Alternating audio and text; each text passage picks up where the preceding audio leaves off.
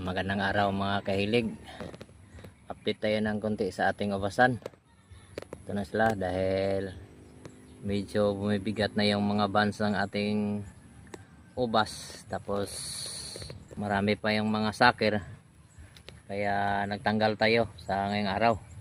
Ayun yung mga sakir mga kahilig. Pinananggal natin. Tapos update lang natin yung mga bunga ng ating ubas mga kahilig. Yan sila mga kahilig, mga 600 na buns yung nabalot natin mga kahilig. Yan, 600 lang. Yung iba hindi na natin binalot, yung mga medyo maliliit.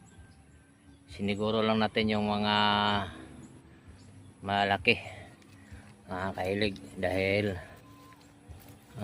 iwas tayo sa daming insekto kasi dito sa area ko mga kahilig. Kaya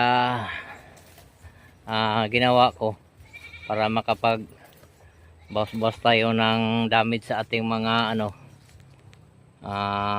bunga ng ubas mga kahilig. Ayan, binalot natin ito, pinagtanggalan ng mga maliliit. Ayan, hindi pa nababa sa sa mga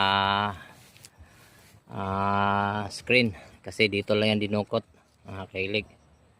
Ayan, tulad nito. Ayan dinukutan lang natin. Ayan, hindi pa natin nababa yung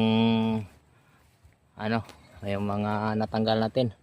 Yung hindi nabalot, pinag-ibahan yung hindi nabalot mga kahilig. Ito, ayan, kinakagat ng mga ibon. Ayan, pag hindi mo binalot. Ito yung katabi na balot, tingnan mo yung ang ganda. Ayan, pag nabalot sila, mas safe sila sa kagat ng ibon at saka yung mga insekto na rin mga kahilig.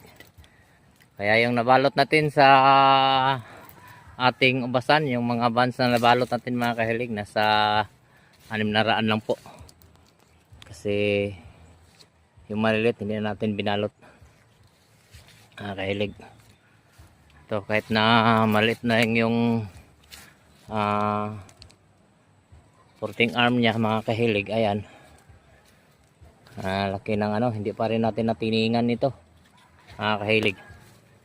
Ayan, dito banda siksikan sa bunga dito, hindi pa rin natiningan natin. Ayan, tapos hindi pa rin tayo nagatapos ng pagbabawas ng mga sakir mga kahilig. Yung mga ganito mga kahilig, natanggal kasi ito